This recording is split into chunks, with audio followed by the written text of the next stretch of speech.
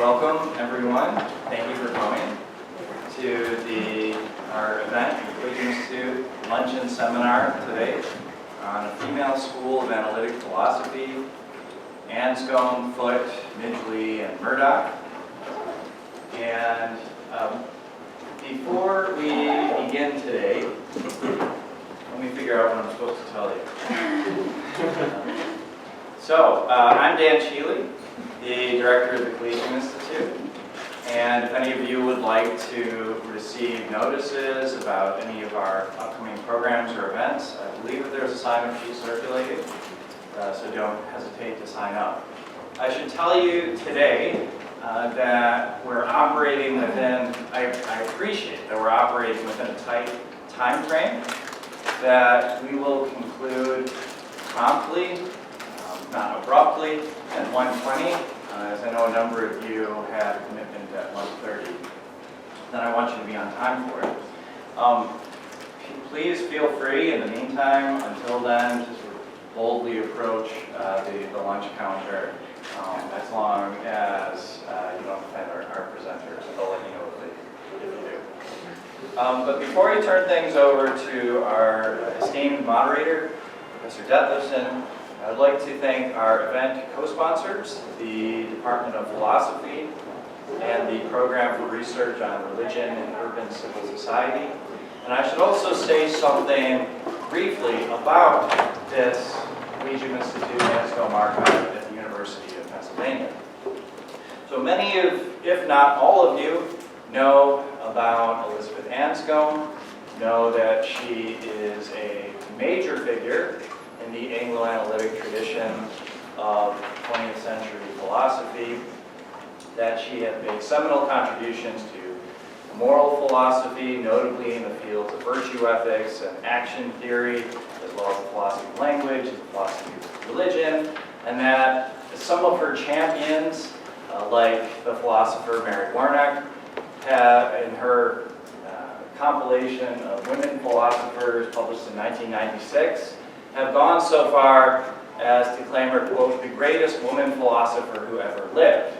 Now, I know not all of us, even here today, share that judgment. I think maybe our moderator holds out for Margaret Cavendish, right? And maybe our presenters don't even think that's a productive way of looking at it, sort of the solitary individual. Instead, we should be focusing on networks and philosophical communities, which I believe we'll hear some more today. But we all agree that she was very important, and that she spent time here at Penn, along with her husband Peter Geach. They were here for various visiting terms between 1968 and 1980, which is why we're so especially thrilled at the Collegiate Institute to have brought her archive to the University of Pennsylvania in a 4-year partnership with the Philosophy Department, with the Program for Research on Religion and Urban Civil Society, and with the Kislak Center for Special Collections, to house the archive, make it available to scholars, beginning with scholars in our own community here, and to offer a wide array of programming, teaching, and scholarly opportunities surrounding it. For instance, Professor Errol Lord, I know, is taking the lead in organizing the first of 4 annual conferences based in part or largely on Anscombe's thought over the next 4 years, the first one coming up in April.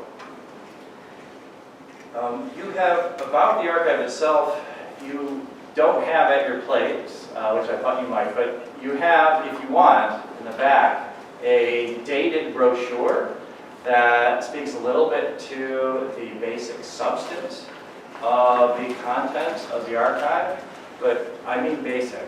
There is a provisional catalog that we inherited and that others have been working on further, like Andrea Barras and others over the summer, and then others visiting, like our friends here today, Dr. Wiseman and Dr. McCool, and we invite you too to help us to unpack the contents of the archive and help us to figure out how it interacts with other areas of philosophy of your own concern. So, to introduce the presenters we have with us today, I'll now cede the floor to Karen Detlefsen, who is Professor of Philosophy and Education here, and who has done so much to uncover the varied women voices that should be vital to our understanding of the development of life sciences and metaphysics in the 17th and 18th century, and to the narrative of modern science generally. So please join me in welcoming Mr. Penn.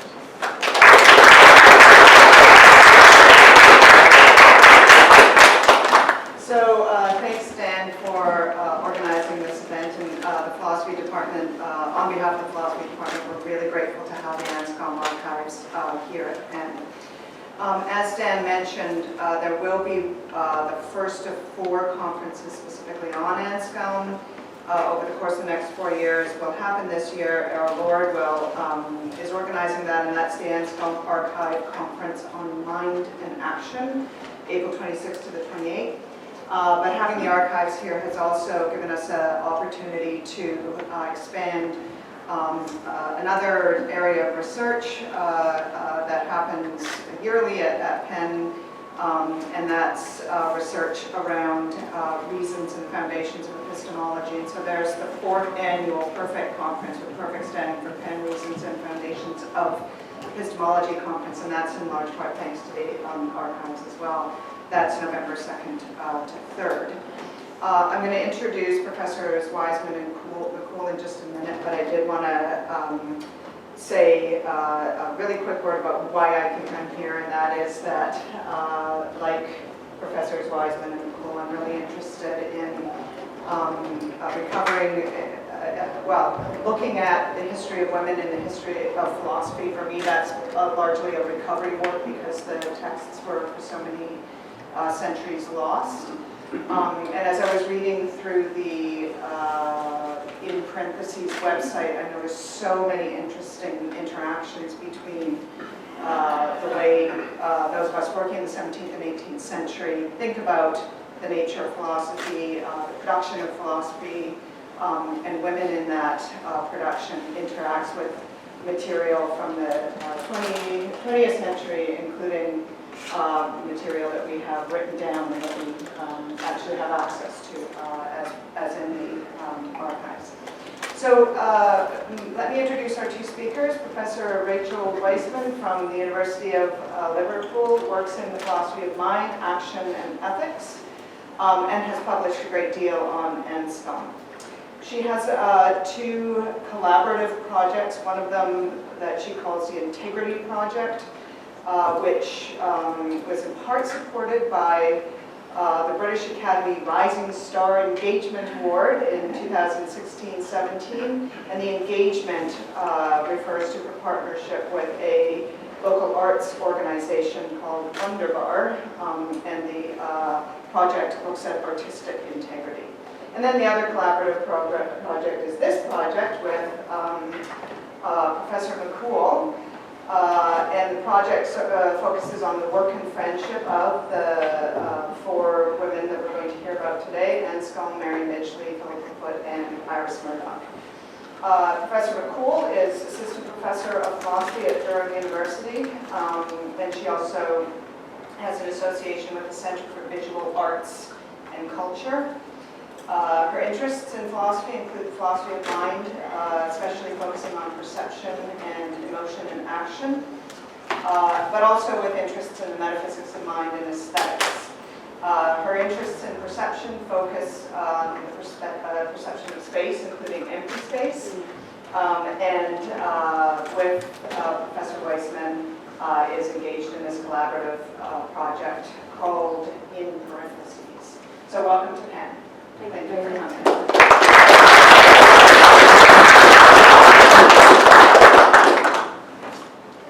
Okay, we start, yeah?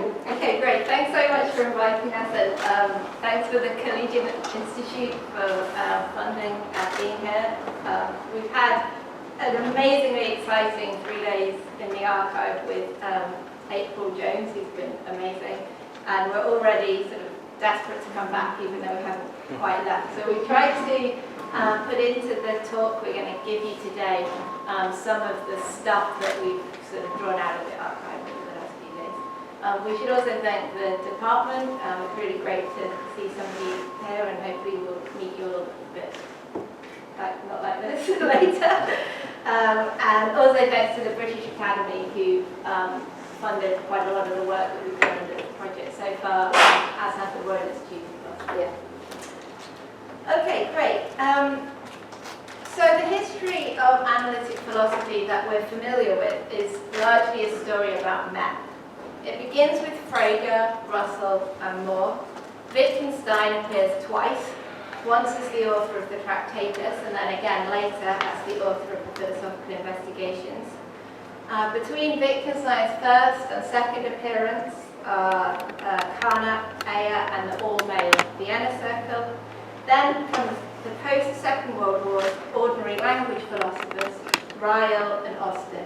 After that, Strawson, Grice, Quine, Davidson. So the male dominance in analytic philosophy, though, isn't just in the names of the sort of top 10 star players. Michael Beanie's 2013 Oxford Handbook of the History of Analytic Philosophy begins by listing the 150 most important analytic philosophers. 146 of them are men. For women who wish to join in this conversation, the odds seem formidably against one. So today we're going to be talking about two of the women who warrant entry into Beanie's list, Elizabeth Anscombe and Philippa Foot. We're going to be talking about them alongside two other women, Iris Murdoch and Mary Midgley, and obviously we think they should also be on Beanie's list. But our broader ambitions are a bit larger than increasing the proportion of women from 2.7% to 4%. So, in speaking about these women together, what we're aiming to do is disrupt the standard story of men talking to men talking to men. And the way in which we're trying to do that is by bringing these four women together into a philosophical school. When we read them together, the work of the quartet, as we're calling them, and if you've got other names, suggestions, we'd be very grateful. The quartet.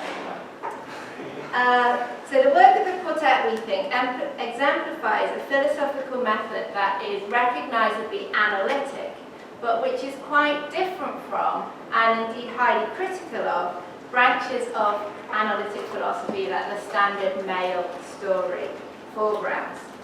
Once this method is described and understood, we think we can make sense of the work of other philosophers, including many other women philosophers, as making significant contributions to this tradition.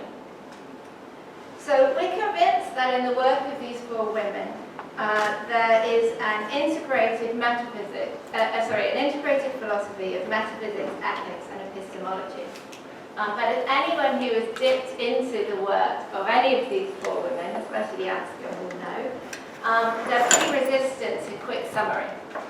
So we're not going to be attempting today to give you great amounts of philosophical content.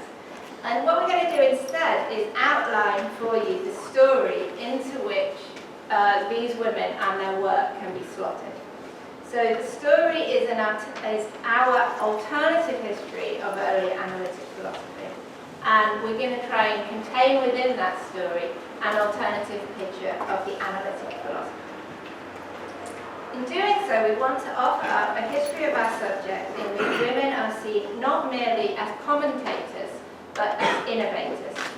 Our hope is to use this project and the story we're constructing not only to change the way our history looks, but to do so in a way that will make the inclusion of more women in our canon not only possible, but inevitable. So our four women began university in the late 1930s, in the middle of a philosophical...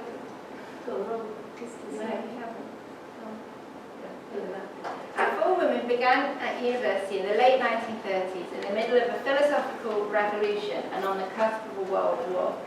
Their philosophical response to each was markedly different to that of their male peers, and it's this response and the material conditions that generated it that we're going to outline today. So in putting together this story, we've used archival material from the Midgley Archive, which is at Durham University, the Murdoch Archive in Kingston, UK, and the Foot Archive at the University of Oxford. And the archival dimension of the project has been really central to us because we're trying, as well as building up a kind of picture of the shared philosophy, we're also building up a picture of a way of doing philosophy in the context of friendships. And the Anscombe archive now provides a crucial part of our resources, and we're going to be sharing with you some of the material that we found over the last couple of days now. Okay, so you're going to begin with what is familiar, a revolution in philosophy. At the start of the 20th century, Frege and Wittgenstein, in different ways, made the case for thinking that the way to answer philosophical questions might be to study language rather than the world. Their idea, recognized in the coming decades as revolutionary, is that the need for elaborate metaphysics to answer philosophical questions about the nature of, for example, being and substance and mind could be eliminated if careful attention was paid to language and to its logical form. Okay, so to give a crude example, rather than asking what is truth, we should ask what does truth mean? The claim they made and sought to demonstrate in the Begriff Shift and Tractatus was that philosophical problems would simply disappear once we are clear about the grammar of the language in which they arise. With this methodological turn arose a new conception of philosophy and of the philosopher. The philosopher's task was more like that of the mathematician than the empirical scientist. His aim was to reveal the formal structure of thought, the structure that was obscured by the messy ambiguities of ordinary language. He was not to make new discoveries about the nature of reality as previous generations of philosophers had attempted. Indeed, his new method was to be a prophylactic against the urge to build baroque ontological systems. Once everything was said clearly, all that would be left would be work for the empirical scientists.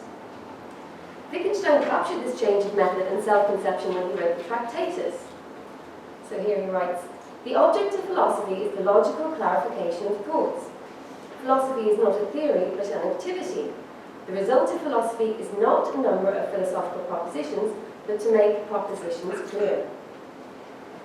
In 1936, the year of Hitler's infamous Berlin Olympics, A.J. Ayer, just 23, and fresh out of his Oxford undergraduate degree, spent a summer in Vienna.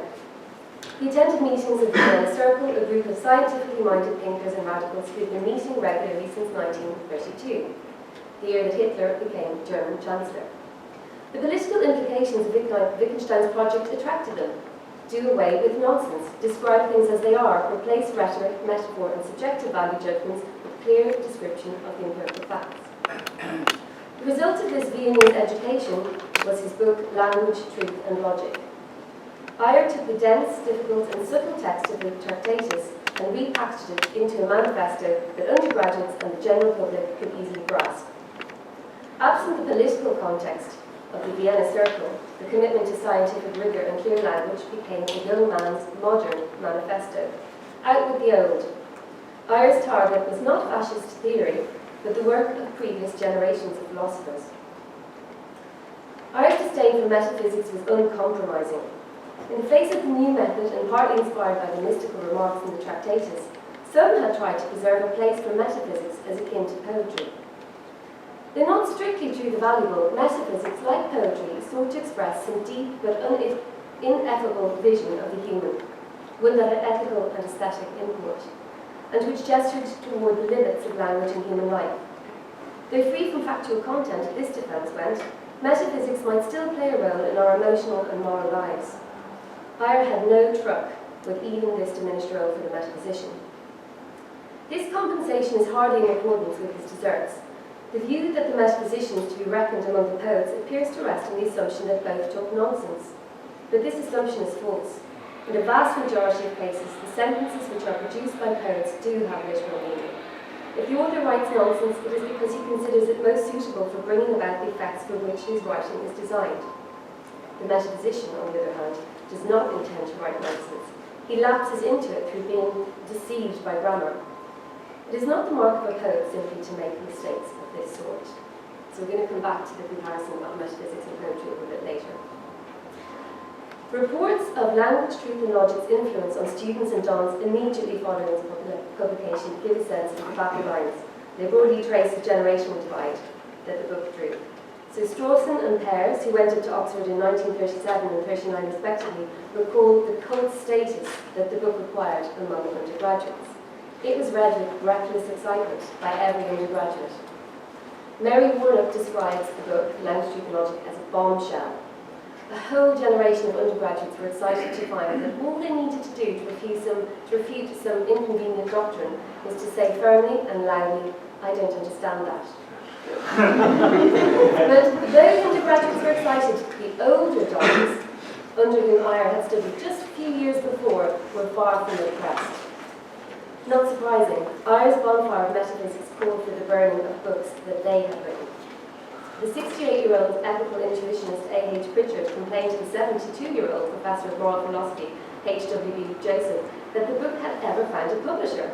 The undergraduate Peter Strawson read the book in one absorbed sitting, but he knew not to mention it to his tutor. David Pears and his fellow students were less prudent and brought a copy to their discussion group.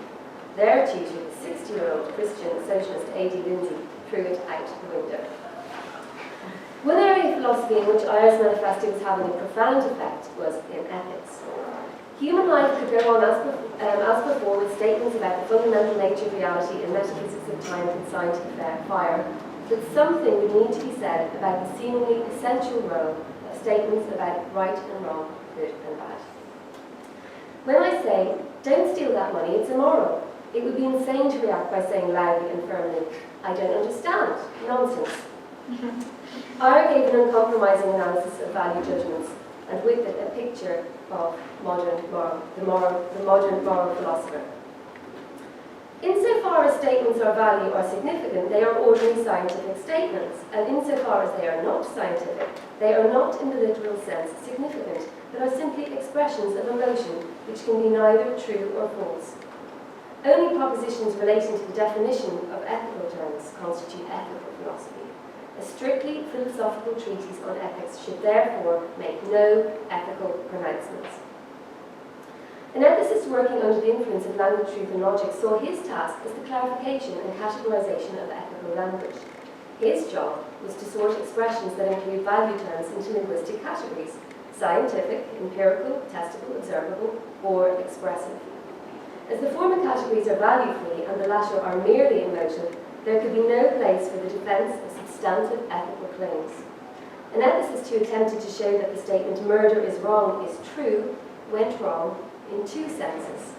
First, she mistook the sentence for one that was capable of truth or falsehood. Second, she misunderstood the role of the ethicist. The Aristotelian question, "How should I live?" was to be replaced by the modern question, "What does this mean?" So the story up to this point has been fairly familiar, but what gets ignored when analytic history is told as a history of men is the following. The generational war in philosophy was interrupted by the beginning of a world war. At its outbreak, the dons of Eyre's generation were enlisted in war work immediately, mostly in the intelligence services. Eyre, Austin and Gilbert Ryle were among them. In 1941, the age of conscription for men was lowered to 19, and undergraduate numbers sharply declined. Male students were enlisted after only 1 or 2 years of study, postponing completion of their degrees until after the war. But though the men were away, university life continued. Elizabeth Anscombe had come up to Oxford in 1937, Midgley and Murdoch in 38, and Philippa Foot in 39. After 5 terms of Latin and Greek texts, the women began to be taught philosophy. By then, the age of conscription had dropped, and the excited young revolutionaries had left. Strawson became a captain in the Royal Electrical and Mechanical Engineers. R.M. Hare and David Pears joined the Royal Artillery. The 4 women, finding themselves in a university environment that was for the first time predominantly female, met and became friends.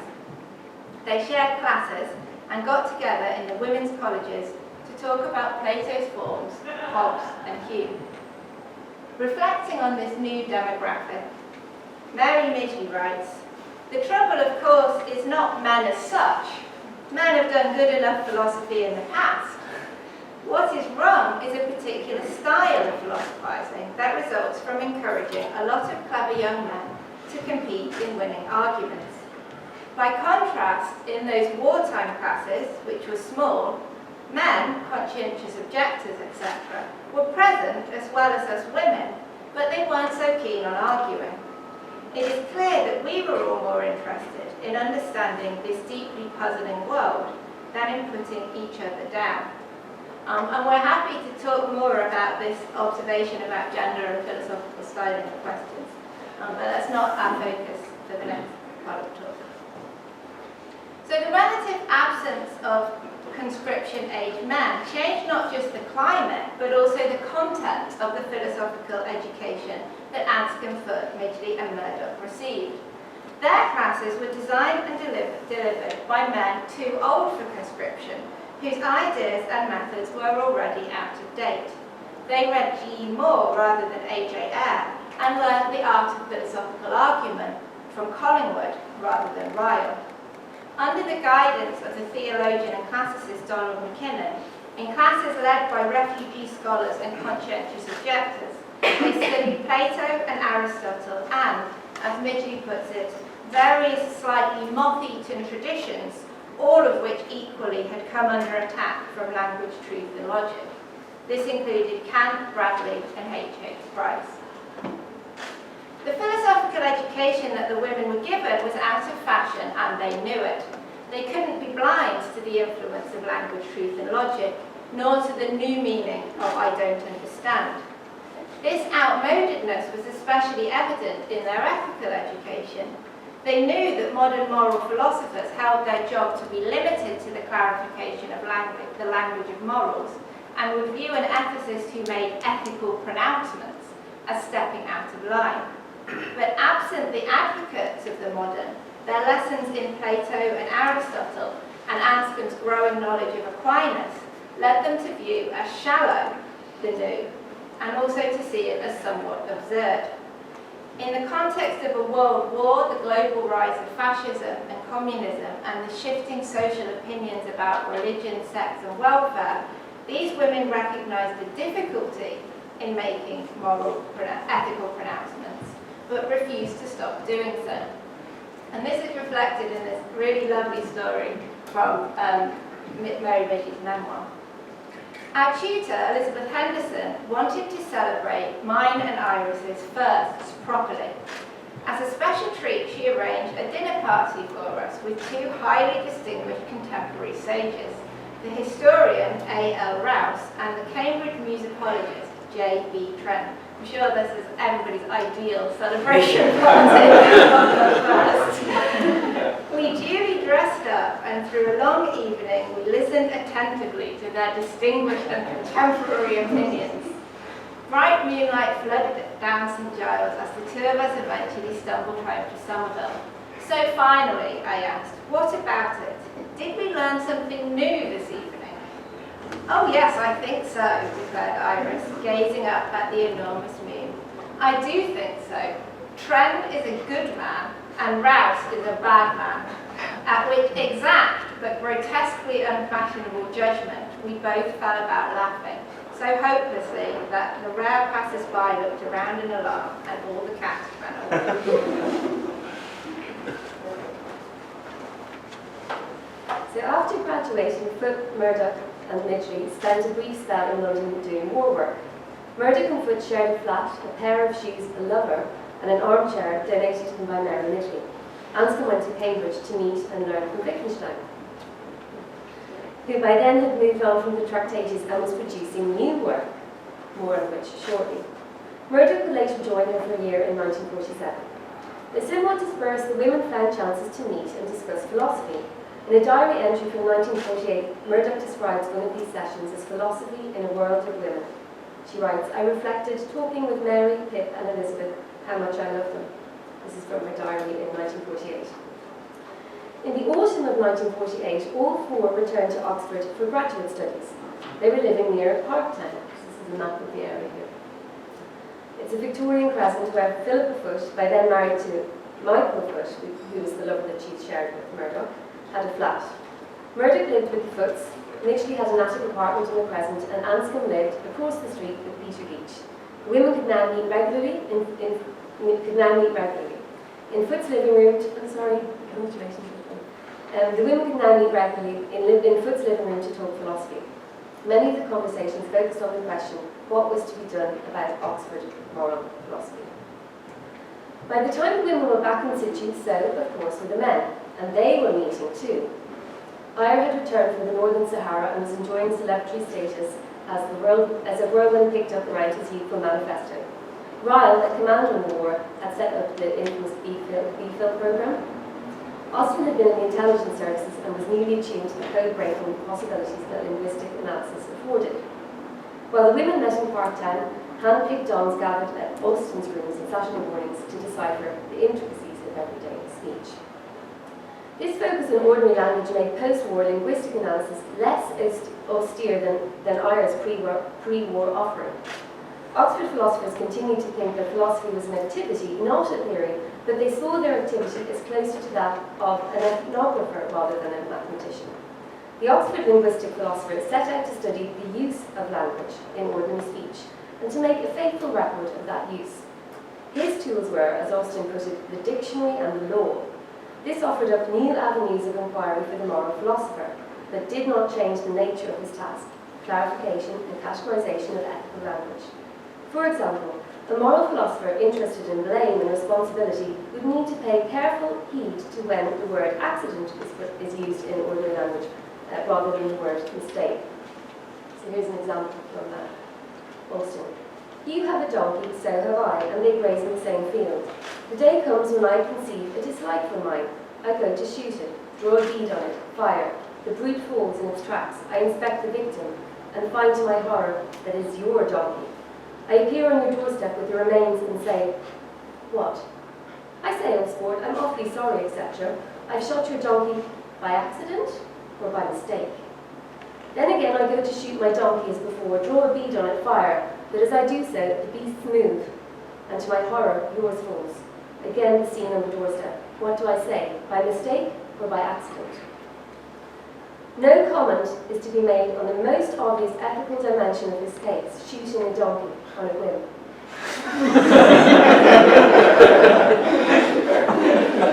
Attention is focused on the linguistic data, mistake or accident. It was now by reference to ordinary language that ethical pronouncements by moral philosophers would be revealed to be as nonsensical as poetry.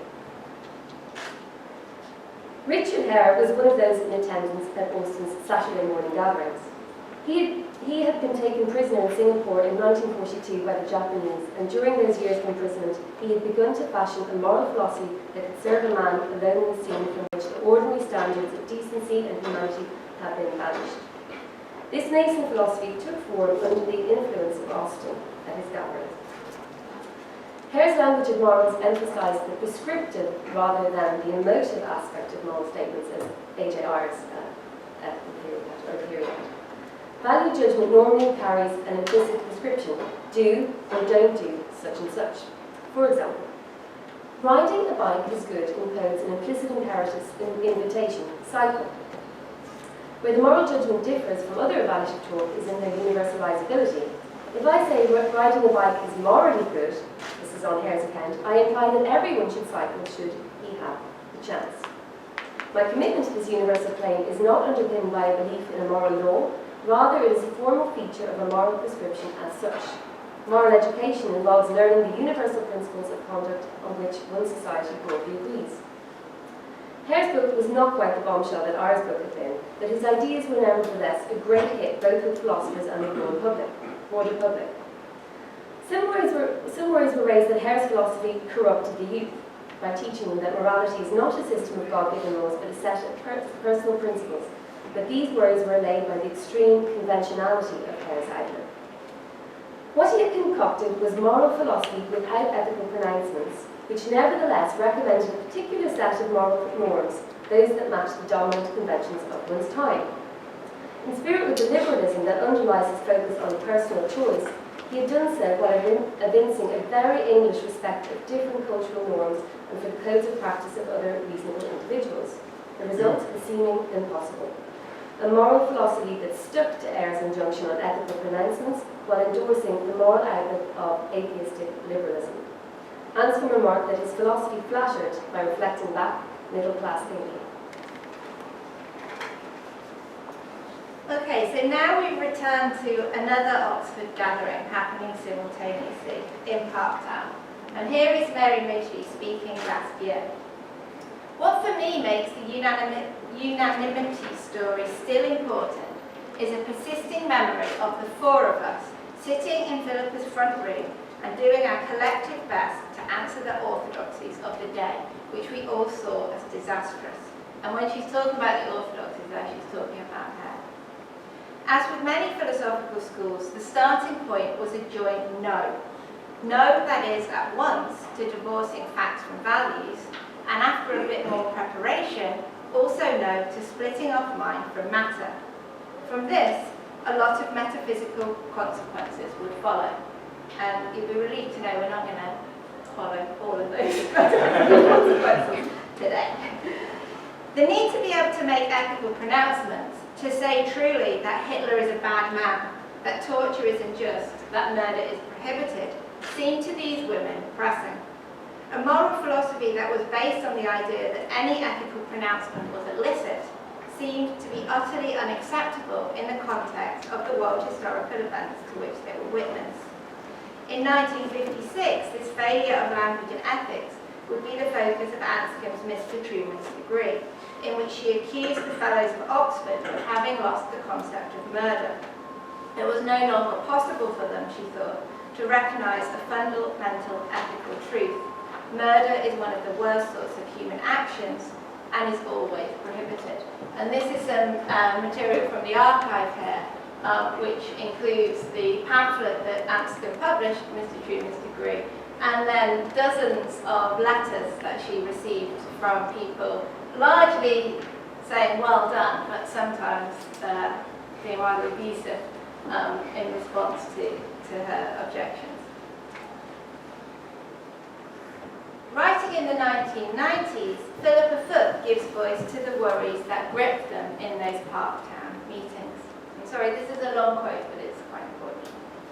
What the Oxford moral philosophers tried to do was construe the conditions of use of sentences like it's morally wrong to kill people in terms of a speaker's feelings or attitudes or of his commitment to acting a certain way. And this meant that according to these theories, there is a gap between the facts or grounds for a moral judgment and the judgment itself. For whatever reasons might be given for a moral judgment, people might, without error, refuse to assent to it, not finding the relevant feelings or attitudes in themselves. And this is what we thought was wrong. For fundamentally, there is no way, if one takes this line, that one could imagine oneself saying to a Nazi, but we were right and you were wrong, with there being any substance to that statement. Faced with the Nazis, who felt they had been justified in doing what they did, there would simply be a standoff. And I thought, morality just can't be subjective in that way, that different attitudes, like some aesthetic ones, or likes and dislikes, are subjective. The separation of descriptions from attitudes, of facts from values, that characterise the current moral philosophy had to be bad philosophy. The women resisted the influence of Austen, not least because he refused to invite them to his Saturday morning gatherings. Instead, Anscombe's contact with Wittgenstein gave them a different direction in which to take at linguistic philosophy. Wittgenstein's influence, mediated by Anscombe and Murdoch, gave these women the resources to begin their own counter-revolution. No to the fact-value distinction, no to divorcing mind from matter. In Wittgenstein, they found a linguistic philosophy that would enable them to readdress the Aristotelian question, how should I live? And here comes a thumbnail sketch of Wittgenstein. Okay, the Wittgenstein that influenced Aya in the Vienna Circle viewed language as an abstract symbolism in which we can picture empirical facts. The role of language is to describe the world, and it is the isomorphic structure of thought and reality that makes this picturing possible. What Wittgenstein came to realise from the 1920s onwards was that language was not an abstract symbolism. For creatures like us, language is a tool. The structure of language is not a reflection of the structure of a brutally given world of facts, but is rather shaped by and shapes the lives and actions of people. This organic conception of language means that the task of studying the meaning of words requires one to attend to more than propositions. We must take as our object human life. As such, Wittgenstein replaces his austere inquiry into the general form of the proposition, an inquiry into the necessary structure of anything that could represent the facts, with an inquiry into the general form of human life. This latter inquiry is an inquiry into the structures that give our lives together intelligibility and into which our language is interwoven. His philosophy in this period is repopulated with vignettes and pictures. Hare's moral philosophy, with which the quartet were now becoming somewhat obsessed, had two pillars, both of which they now had the tools to attack. First, Hare had inherited Ayer's injunction to divorce facts from values. Our women knew that a combination of Wittgenstein's method and the moth-eaten traditions they had assimilated at Oxford would give them the resources to generate a description of the world that was at once normative and descriptive. Second, Hare belonged to Austin's school of ordinary language philosophers. Anscombe and Murdoch, and through their teachings, later Foot and Midgley, saw that Wittgenstein's conception of linguistic use would take them far beyond calculus, the dictionary, and the law, and to a study of the patterns and norms by which human life was lived. Their study would be testimony to Wittgenstein's remark, not empiricism and yet realism, that is the hardest thing. To remain realistic, these women turn again and again to the human scene, the human animal, human society, to the way we live with each other, and to what we human animals are and need.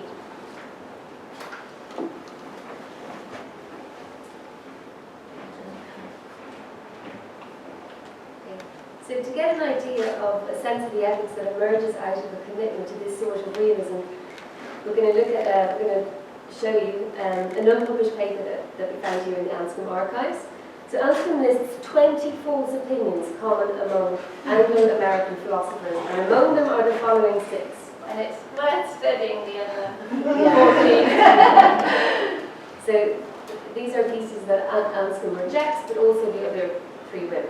So it's a little bit like their philosophers in microcosm, at least what they're proposing. 1. We aren't mere members of a biological species but selves, so they're opposing this view. The nature of the self is an important philosophical topic. 2. There is no such thing as a natural kind with an essence, which is human nature. 3. Ethics is formally independent of facts of human life, for example, human physiology. 4. Ethics is autonomous and is to be derived, if from anything, from rationality. Ethical considerations would be the same for any rational being. 5. Imaginary cases which are not physical possibilities for human beings are of value in considering ethics. We all know if anyone's taught their introductory ethics course that it's not the case. 6. The study of virtues and vices is not part of ethics. For all the women, the ethics of Ayer and Hare, and indeed much contemporary moral philosophy, is unreal in ways that connect with these 6 theses. It is formally independent of the facts of human life, for example, human physiology. It is autonomous and derived only from rationality in ways that obscure and occlude the form of life of human animals. It holds on to the conservative assumption that, on the whole, human animals are rational agents who will act in ways that are not monstrous or systematically harmful to others, but are grounded in motives and intentions that are transparent to them and a product of reason.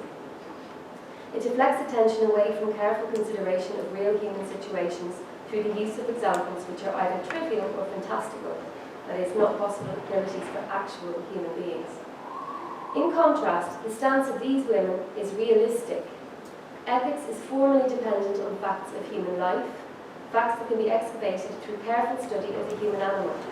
Ethics is not an autonomous sphere, but is connected to human nature, and in particular to what humans need to flourish. The reality of human evil, error, and fantasy is recognised, but also the possibilities for moral work. It depicts real or imagined cases of the human moral predicament, often in domestic and everyday situations. This sort of commitment to reality recognises the extreme difficulty of sustaining a realistic attitude in philosophy. Part of this difficulty is simply a reflection of the complexity of human beings, human life, and human language, a complexity that our concepts reflect. But another part is an ethical rather than an intellectual difficulty. Okay, we're going to end by throwing in one final, slightly overwhelming thought, but hopefully it's really interesting. So connected with this idea that part of the difficulty is ethical rather than intellectual, we want to end with one final idea that connects with that thought. And for us, this is kind of one of the most exciting and productive discoveries in relation to what we've done in school now. The idea starts from a line in Murdoch's essay, Metaphysics and Ethics. Man is a creature who makes pictures of himself and then comes to resemble the picture. If this is right, then the descriptions that we philosophers give of the human are also pictures that we humans might come to resemble. This means that the task of producing philosophical description is not governed only by the norms of truth and accuracy. The pictures we give may come not only to represent, but also to create our reality. To take an example worked through by Midgley, in describing man in opposition to beast, we constrain possibilities for theorising and acting in relation both to each other and to other animals. In picturing this relation differently, in recognising that we are beasts, this perceived tension between instinct and reason might dissolve. Murdoch says historical change is in part and fundamentally a change in imagery. We think that all these women can be read as rejecting the change in imagery that came with the revolution in philosophy, and the image of what the activity of philosophy is, and so of what the philosopher is, and are attempting jointly to articulate an alternative image which centres on everyday ethical thinking that belongs to the life of a human animal living together among other such animals. With this picture, the women show why Ale was wrong in thinking that the connection between poets and philosophers is that both speak nonsense. He was right to think that both poet and philosopher, when they offer up visions of the human, are not reporting empirically observed facts. But he was wrong to suppose that this stripped their words of sense. The concern of the philosopher is not simply to describe the world as they find it, but to depict the world as it could be or should be. It is in this way, by combining the vision of the poets with the doggedness of the lawyer, as Mary Midgley puts it, that Anscombe, Foot, Midgley and Murdoch all set about answering the question, how should we live?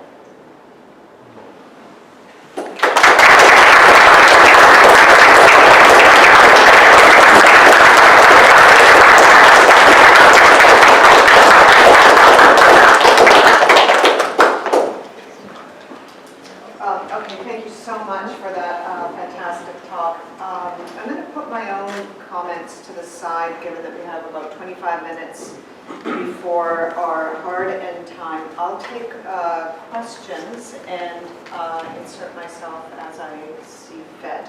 So if I could get your hand up if you have a question, I'll get you on the queue.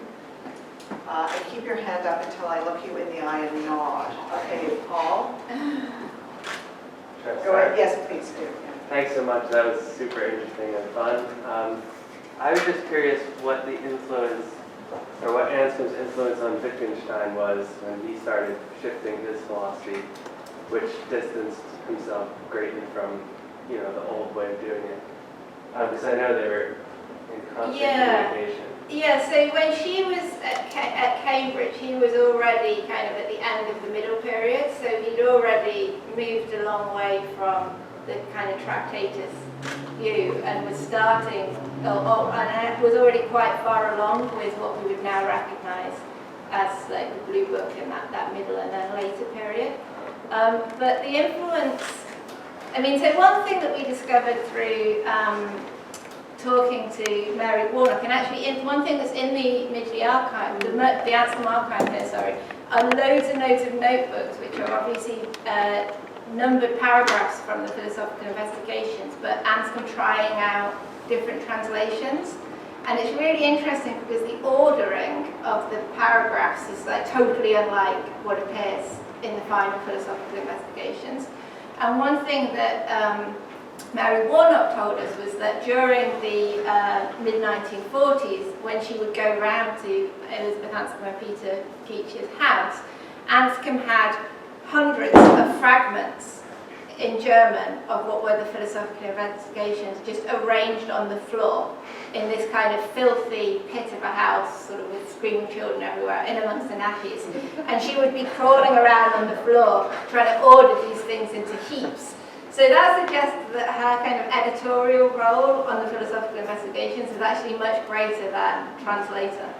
But in terms of what impact her kind of turning up with some sort of Aristotle and Aquinas and her Catholicism had on the shape that Wittgenstein's thought takes in the late 40s and 50s, we don't know. That's something we're kind of excited to learn, but we haven't got the evidence for that at the moment. Yeah, but thanks for the question. Hi, thank you so much. This is incredibly interesting.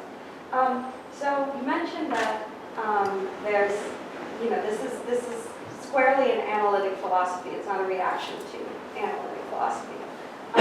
And it seems to me, when I read someone like Foot, it is kind of a rejection of what they were doing in philosophy of language, or in analytic philosophy, which is so centered on language. And it seems what she's putting forth is something picking up on something older, something Aristotelian, something Humean, and bringing it forward. So can you elaborate a little more on in what ways this is, we should even count this as strictly, truly analytic philosophy? Well, there's different ways of affluence. I think one motivation is perhaps, and the one motivation is there are quite a lot of figures in current, or even in the history of analytic philosophy since the 50s, that might be recognised as drawing on the women's work, or the women's work have influenced their work. Okay, so you can, like Bernard Williams or John McDowell, there's many names. But in certain cases, you might think that women have not been given kind of due recognition in those male authors' work, their own work. So part of the larger project is when you have a picture of philosophical school and what their actual program is, we'll be able to begin to see those individuals as actually part of this tradition. So that might be one way of thinking of the Recovery Project and why it might be important to think of it as an analytic school, because what they're doing is sort of paradigmatically analytic. However, another way of framing it is just thinking about the Wittgensteinian influence. So you might think there, well actually, maybe Wittgenstein isn't, he's a little bit, he's a bit of a continental philosopher in some ways as well. So these are all just labels, and I suppose one thing we're thinking about in trying to kind of pitch them as a school is precisely thinking about how these words can unsettle and undermine and reconfigure. So it might turn out, as other people pick up these ideas, that it's not really best to think of them in that kind of way as forming part of this continuum. But I think probably those twin factors were reasons. I think with Philippa Foot in particular, because she's been kind of, when you think about Philippa Foot, you think virtue ethics, Aristotle, and she's kind of in that place.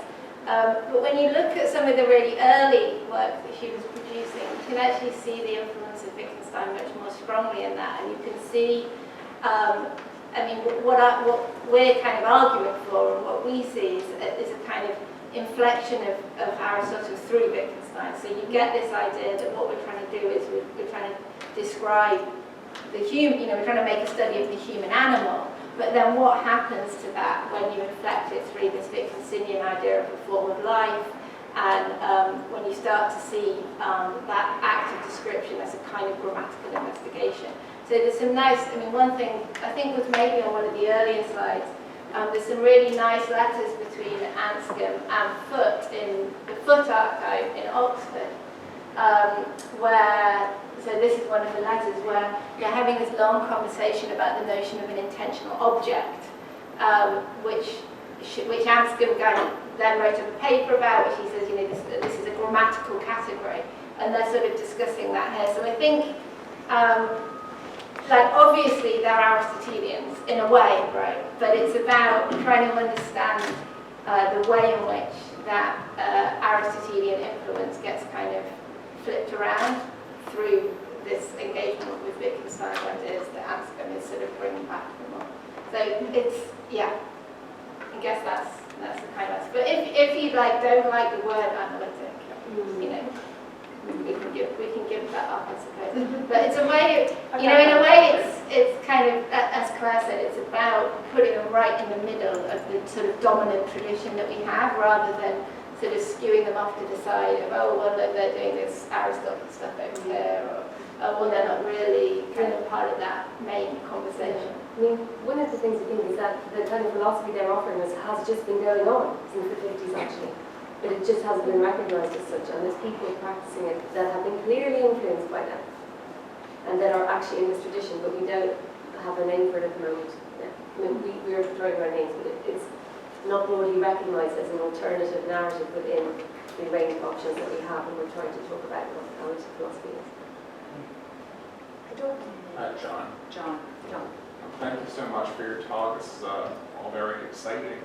I wonder if you could comment on the extent to which you think the counter-revolution of the quartet was a success, and how successful it was, either quickly or over the long haul, combating the analytical philosophy that came before it. I guess another way of phrasing that question is what influence you think that this quartet has upon the state of analytical philosophy today? That's a great question, and Claire's kind of touched on that a little bit. One thing is, One thing I it's It's a big question. Yeah, it's a big question. There's obviously people like Michael Thompson and John McDowell who are kind of telling you in their work, in the footnotes, I read a bit of Anscombe here, or Foot did some stuff, and there's some footnotes to Murdoch and John McDowell. So there are men now who are big philosophers, right, who you might think, oh, John McDowell's got this cool stuff, oh, he's a footnote to Murdoch, maybe I'll go off and read that, oh, it's a bit hard, never mind, I'll just stick it to John McDowell. And I think that a similar thing was the case with Elizabeth Anscombe, as you all know, for a long time, right? Nobody read Intention, right? They were just like, oh, we'll just read Donald Davidson because it's kind of easier. And then every now and again, somebody would be really scholarly and be like, oh, go and look at Intention. And they'd open it and go, okay, yeah, we'll go back to the Davidson. So for a long time, Anscombe's philosophy of action was just sort of invisible. So one of the things that we're kind of trying to do with this project is to sort of kind of future-proof them against that happening again. And one of the other women on the list that we haven't talked about here is Susan Stebbing. I don't know if anybody's even heard of Susan Stebbing these days, but she was responsible for introducing the Vienna Circle to British philosophers. She founded Analytic. She was massive, right? She was on the radio all the time. She was a public intellectual. Within 10 years of her death, and nobody's heard of her. So there's this real sense in which women's legacies are really vulnerable to being occluded very quickly and for them being forgotten. So I kind of feel hopeful that especially, Anscombe, this massive revival in Anscombe scholarship that we're writing. When I started writing my PhD on Anscombe, sort of 12, 13 years ago, there was no discussion of Anscombe at all. It was just like, oh yeah, she's that woman that translates the investigations. So it feels like there's more of that recognition coming now. And for example, people like Michael Thompson and their work, seeing that and what it owes to particularly Foot and Anscombe, I think is a really important part of, of drawing everyone's attention. Can I just add something to that as well, actually? Because one of the things about Susan Stebbing, she was pretty much a lone woman, and that might have contributed to her sort of going off the radar. But one of the things that we're doing with this project is it's not just that we have 4 women, but they actually seem to have a shared program. And in fact, when we read, for example, Murdoch's moral philosophy in light of Anscombe's philosophy of perception, they sort of illuminate each other. And, there's so many connections that are mutually illuminating, and so what you get when you read them together is something quite integrated and philosophically productive as well. So,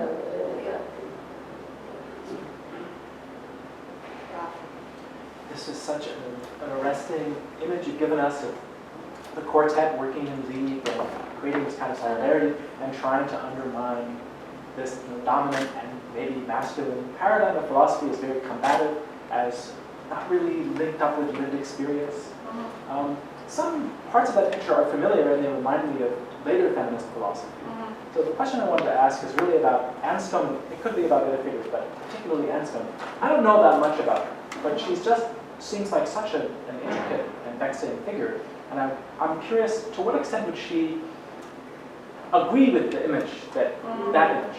Because she's very conservative in some ways as well. So, would she say, yes, I'm a proto-member of a form of feminist resistance which came before later? Or if not, what would she say? And would she consent to that narrative? If she wouldn't, does it matter? I'm curious. How do you push Great question. I think it's interesting that the revival of work in Anscombe coincides with her death. It was like nobody was really prepared to say anything about her until she was dead. Okay, great.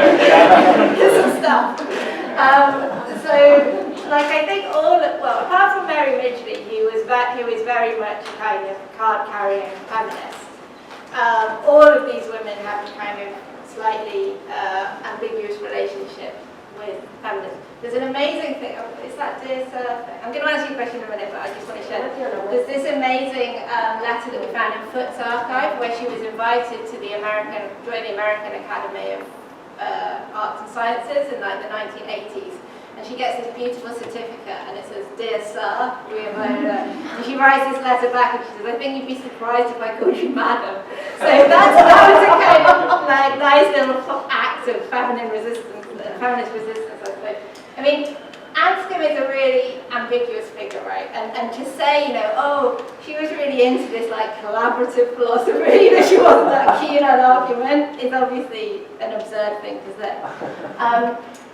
She was called old man by Wittgenstein. She was treated as an old man from his perspective. So there are things about her that make her an unlikely feminist icon, and I'm quite sure she wouldn't have liked that label.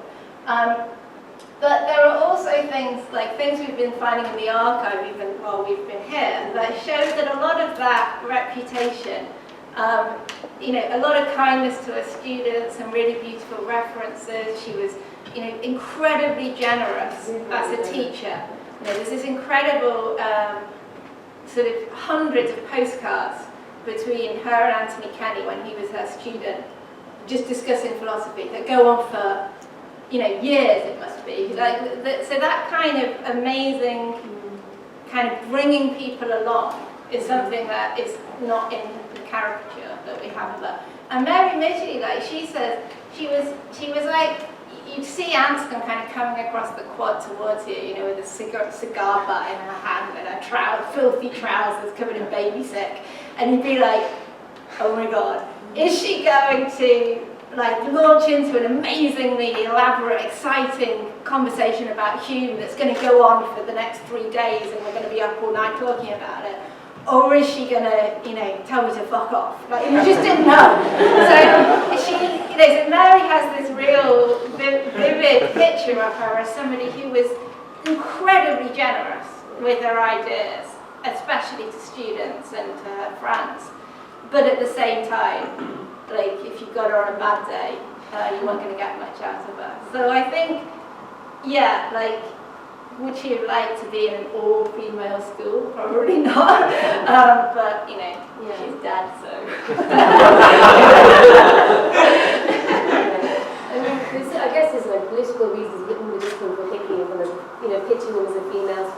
them the kind of explanatory category is the human animal.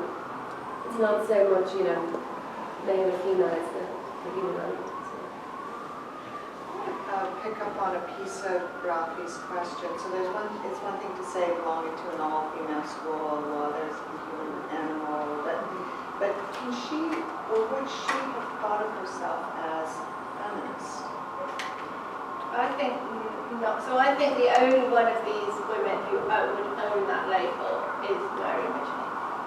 And the others kind of explicitly dissent. So there's a story about when, for example, Iris Murdoch went to Cambridge in 1947, and Cambridge was in the situation at that time. So in 1921, Oxford and Cambridge both voted as to whether or not women would be allowed to take degrees.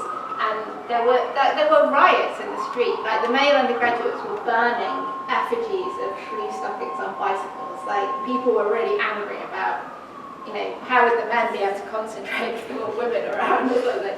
So that was 1921, and the Cambridge basically bowed to the pressure of the male undergraduates and didn't let the women become full members. So when Anscombe and Murdoch were there in the 40s, like this was all still kind of going along, whereas it was all settled in Oxford by then.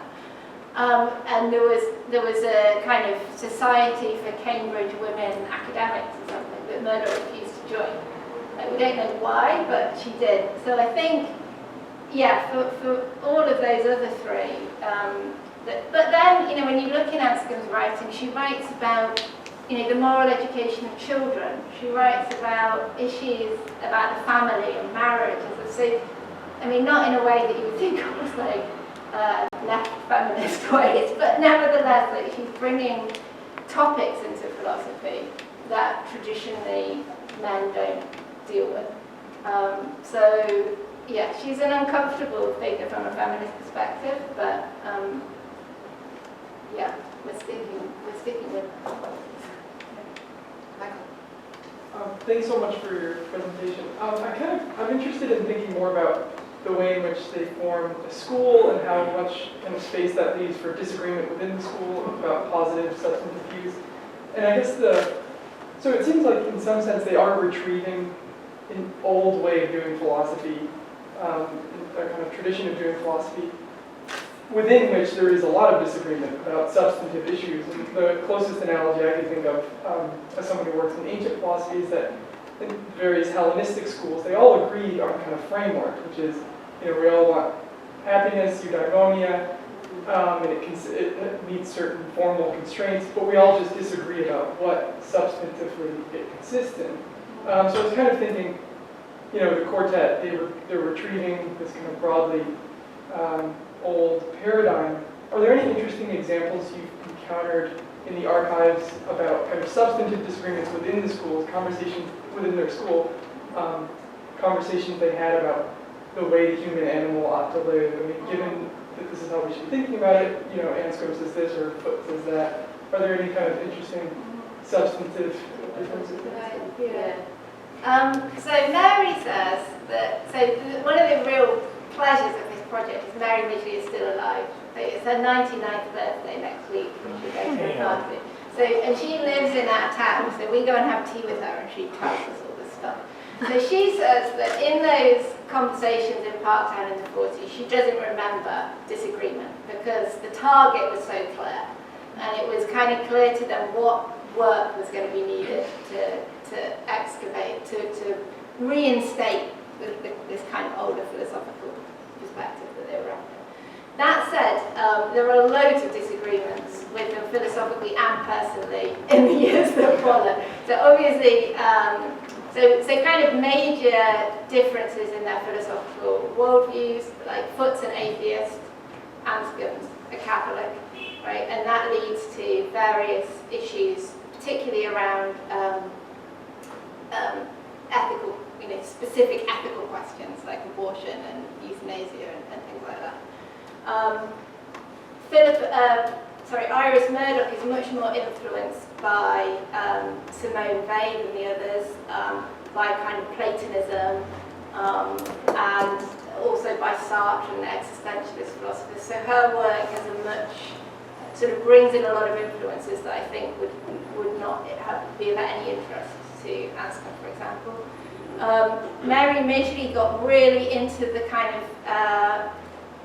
the science of describing man and doing kind of work around what is it to give a kind of scientific description of the human animal that is also fitting for this. So she kind of went off down a different route. So as they kind of get on with their careers, they each go down different routes. And I mean, there are differences between them, so we're not in any way wanting to say that they kind of march in foot going forward.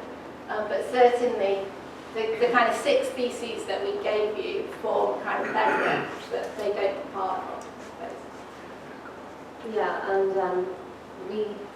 they have this sort of shared attitude. We're calling it uncommon sense realism because of the kind of realistic spirit of their philosophy. So there's commonalities around that sort of approach, and there's a few sort of little methodological commonalities as well that we haven't gone into in this talk because we have to do a lot more the philosophical work to show you what's going on there. So there are little kind of hooks and hinges that link them together. We have time for one more question. Steph.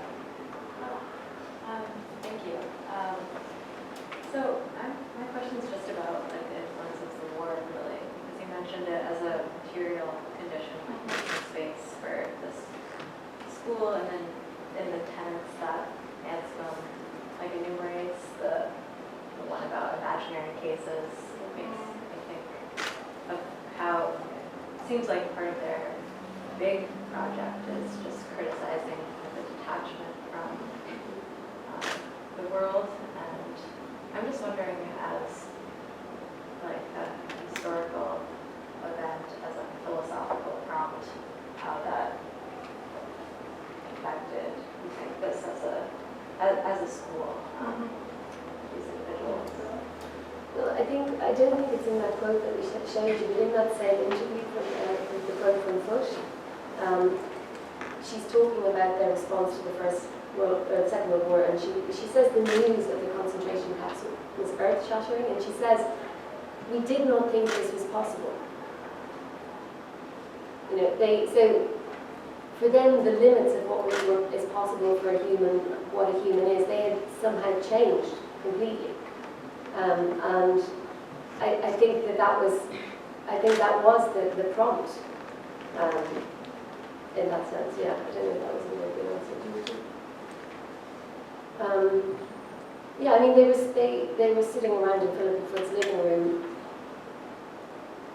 with full knowledge of what had gone on, and they had these really thin theories of air and hair, and it was just like Philippa Foot said, those just could not be right. That's bad philosophy. If you can't say Hitler is bad, and to be able to give substantive content to that term other than like, I disapprove of that, or I don't agree with you, if you can't actually say that's bad, then there's something wrong with the philosophy that's giving rise to that inability. So I think that, the way we have understood it is primarily, I think, in a large part of this response. Yeah, we can't say too much more than that, I suppose. The archives are amazing, but there's not, records of their meetings and park camps. So we're kind of building it from what we can find.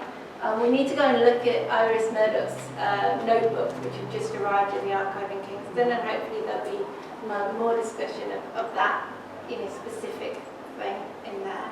But I think we're kind of, we're understanding the urgency of the task of recovering moral philosophy and ethics in which you can make ethical pronouncements as directly related to the world historical events that they were witnessing. And certainly, for example, a lot of the ideas that come through Iris Murdoch's work are related to work she did around the different responses to the Second World War amongst the French and the British philosophers, in a kind of joint analysis of what's going wrong in those two responses, and then trying to find something different. So in her work it's perhaps a little bit more explicit in that way.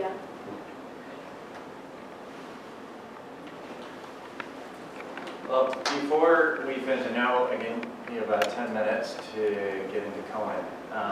And I think there's like 3 hours and 20-something minutes left that you have with the archive itself. And you're anxious to get back there, so they won't also be sticking around here. But if anybody would like to buy them a pint after the archive closes, just make sure to mention that to them. Yeah, we'd love to have a drink with anybody later on, so yeah, just tell us when to be. Back at 5 maybe, but it's simply amazing what you've been able to sort of unearth for us just in the last few days, and so we thank you for that. It's a fantastic presentation and the sort of promise it holds forward. So if you please join me in thanking our presenters, Professor Detlefsen.